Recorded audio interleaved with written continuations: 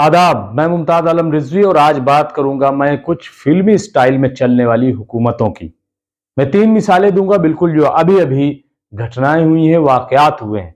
मैं बात करूंगा पंजाब हुकूमत की, मैं बात करूंगा राजस्थान हुकूमत की और मैं बात करूंगा उत्तर प्रदेश हुकूमत की। हरियाणा हुकूमत भी उसमें शामिल की जा सकती है। 3 वाकयात आपको याद होंगे। पहला वाकया आपको याद होगा नासिर और जुनैद का, जो अभी हाल ही में हुआ है। नासिर और जुनैद को भरतपुर राजस्थान से लाया जाता है, अगवा किया जाता है और हरियाणा में जींद में ला करके उनको जलाकर मार दिया जाता है।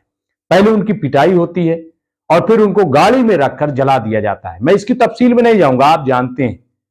होना क्या चाहिए था कि जो मुजरिमीन हैं उनको पकड़ा जाए और उनको अदालत पेश किया जाए और उनको सजा दिलाई जाए। यही होना चाहिए था। गिरफ्तारी भी हुई, लेकिन जब तफ्तीश हुई तो महापंचायत होने लगी और महापंचायत के खौफ से राजस्थान, जो कांग्रेस हुकूमत है, राजस्थान के वजीर आला अशोक गहलोत कहते हैं कि हमारी पुलिस तो गई नहीं तफ्तीश के लिए। क्यों? क्योंकि उन पर यह इल्जाम लगाया गया कि राजस्थान की पुलिस, अशोक गहलोत की पुलिस घर में गई और उसने औरतों के साथ बदतमीजी की, तो ऐसे में सफाई देनी पड़ी। यानी जो मुजरिम है उनको बचाया जाने लगा और महापंचायत में धमकी दी गई कि अगर अब कार्रवाई हुई तो इसका अंजाम बुरा होगा। और नतीजा यह हुआ कि हरियाणा सरकार हो या राजस्थान सरकार दुबक कर बैठ गई। यानी 2 लोगों का जलाकर मार दिया जाना कोई हाहाकार वाली बात नहीं थी। जो नेशनल मीडिया है वो भी इस पर कुछ बोलने के लिए तैयार नहीं है। तो यह है महापंचायत का असर। महापंचायत खड़ी हो जाए, महापंचायत लग जाए तो हुकूमतें डर जाया करती। क्यों? क्योंकि वोट बैंक का मामला है। उनको लगता है कि ऐसा ना हो कि वोट बैंक खिसक जाए, ऐसा ना हो कि जो हिंदू तबका है वो नाराज हो जाए। बात जुनैद और नासिर की है तो फिर कार्रवाई कैसे हो। अब आइए दूसरी, आपने सुना होगा अमृतसर का मामला है। अमृतसर में अजनाला एक थाना है जहां पर बाकायदा खालिस्तानी हामी थाने पे पहुंच जाते हैं, थाने पर हमला करते हैं, बंदूक और तलवार लेकर के जाते हैं और उसका जो सरगना है, जो मास्टरमाइंड है, जो खालिस्तानी का पक्का हिमायती और जिसने धमकी दी किसको, प्रधानमंत्री नरेंद्र मोदी और गृह मंत्री अमित शाह तक को धमकी दी और इंदिरा गांधी की याद दिलाई कि इंदिरा गांधी का हश्र याद कीजिएगा और मैं डरता किसी से नहीं हूं। उसका नाम है अमृतपाल सिंह।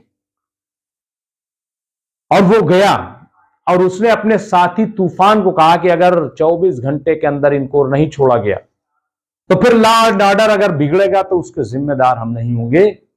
और उसने कहा कि अगर हिंदू राष्ट्र की मांग चल रही है तो फिर हम खालिस्तान की मांग कर रहे हैं, तो इससे बुराई क्या है।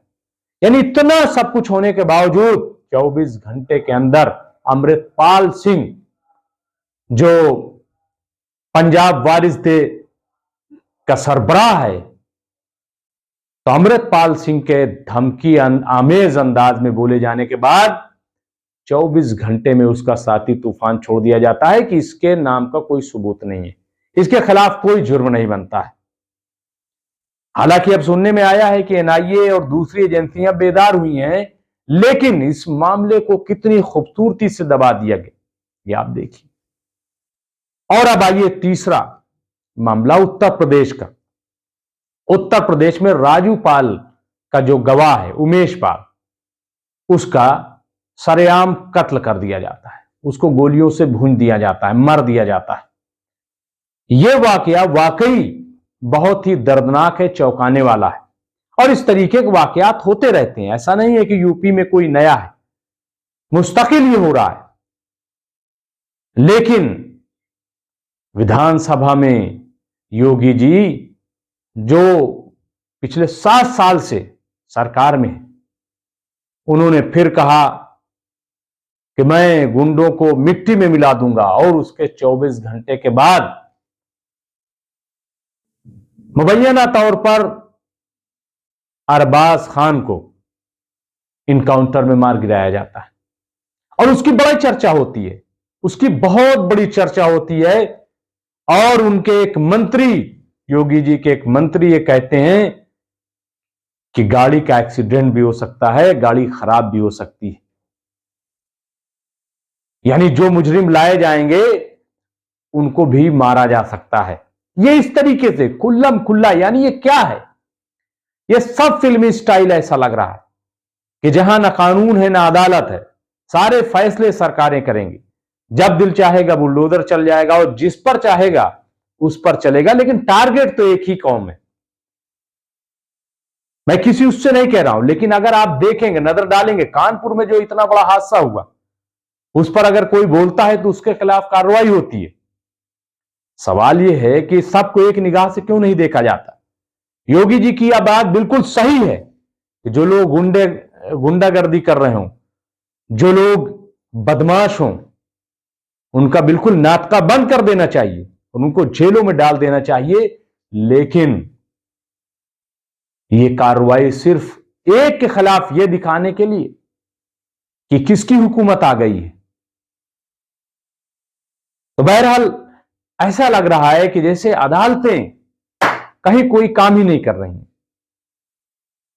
अदालतें जो हैं वो बिल्कुल गूंग बैठी हुई हैं और हुकूमतें फैसले ले रही हैं, हुकूमतें ही कार्रवाई कर रही हैं। लॉ एंड ऑर्डर मेंटेन होना चाहिए, लेकिन नहीं लग रहा है कि कहीं लॉ एंड ऑर्डर मेंटेन है, चाहे वो राजस्थान हो, चाहे वो पंजाब हो और या उत्तर प्रदेश हो। लॉ एंड ऑर्डर के मामले में अगर देखेंगे, और हरियाणा भी, वो पूरी तरीके से नाकाम है। लेकिन फिल्मी स्टाइल जारी है, फिल्मी स्टाइल से कुछ होने वाला नहीं है।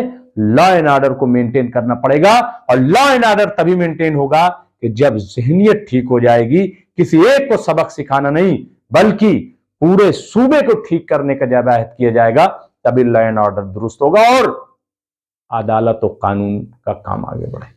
बहुत बहुत शुक्रिया।